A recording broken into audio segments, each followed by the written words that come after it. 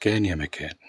في يوم من أيام الزمن البعيد كان في ملك، وكان ليه ساحر بيساعده في إنه يقوي حكمه ويرهب الناس عشان تطيعه. ولما كبر الساحر ده في السن طلب من الملك إنه يجيب له ولد يعلمه السحر ويشيل الشغل معاه. فجاب له الملك ولد يساعده ويشتغل معاه. وفي يوم الولد ده رايح للساحر لقى راجل راهب بيتعبد لله. اتعرف عليه الولد ودعاه الراهب للإيمان بالله، فاستجاب له الولد وآمن بالله، وبقى بيتعلم العبادة والتقرب إلى الله من الراهب ويتعلم السحر من الساحر. لكن كان في مشكلة بتواجه الولد ده، إنه بسبب زيارته للراهب كان بيتأخر يا إما على أهل بيته يا إما على الساحر اللي بيشتغل معاه، فكانوا بيضربوه على التأخير ده كل يوم. فالراهب قال له لما تروح للساحر قول له أهلي اللي أخروني، ولما تروح لأهلك قول لهم الساحر اللي أخرني. سمع الولد الكلام وفضل على الحال ده لحد ما في يوم من الأيام ظهر حيوان مخيف اعترض طريق الناس وخلى الناس تخاف تمشي في الطريق. الولد قال لنفسه النهاردة أنا هعرف الساحر صح ولا الراهب هو اللي صح. فخد حجر وقال يا رب لو كان الراهب صح فاقتل الحيوان ده علشان الناس تعرف تمشي، ورمى الحجر على الحيوان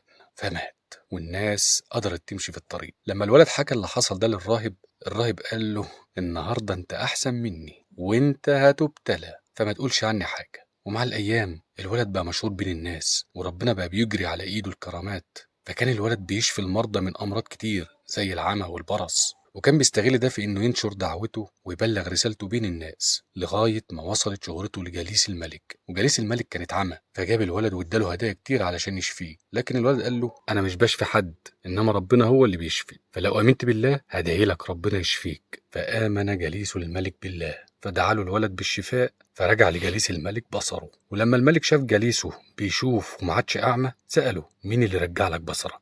جليس الملك قال له ربي. فقال له الملك وهو مندهش هو انت ليك رب غيري؟ فقال له الجليس ربي وربك الله. الملك بدأ يحس ان في فتنة بتظهر وهتهدد عرشه ولازم يعرف اصل الفتنة دي ومصدرها، فأمر بتعذيب جليسه لغاية ما اعترف على الولد.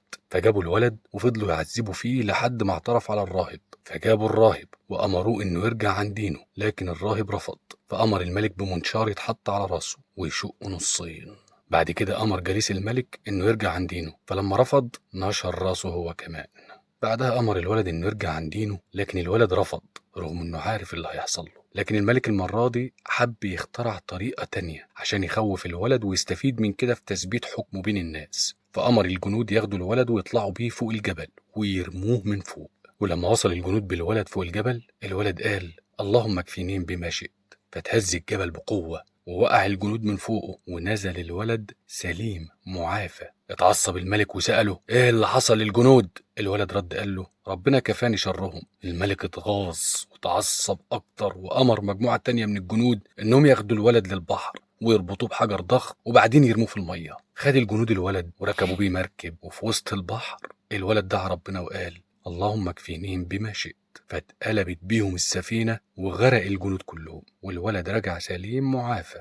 الملك كان بيشد في شعره من الغضب وهو بيسأله ايه اللي بيحصل ده؟ فالولد بهدوء قال له مش هتعرف تقتلني إلا لما تعمل اللي هأمرك بيه. فاستحمل الملك أسلوبه وسأله ايه هو؟ رد الولد وقال تجمع الناس كلهم وتصلبني على خشبة وتاخد سهم من الكنانة بتاعتي وتمسك السهم وتقول قدام الناس كلها بصوت عالي بسم الله رب الغلام، وبعدين ترمي السهم عليا. دي الطريقة الوحيدة اللي هتموتني بيها. فسمع الملك الكلام ونفذه حرفيا لحد ما الولد مات.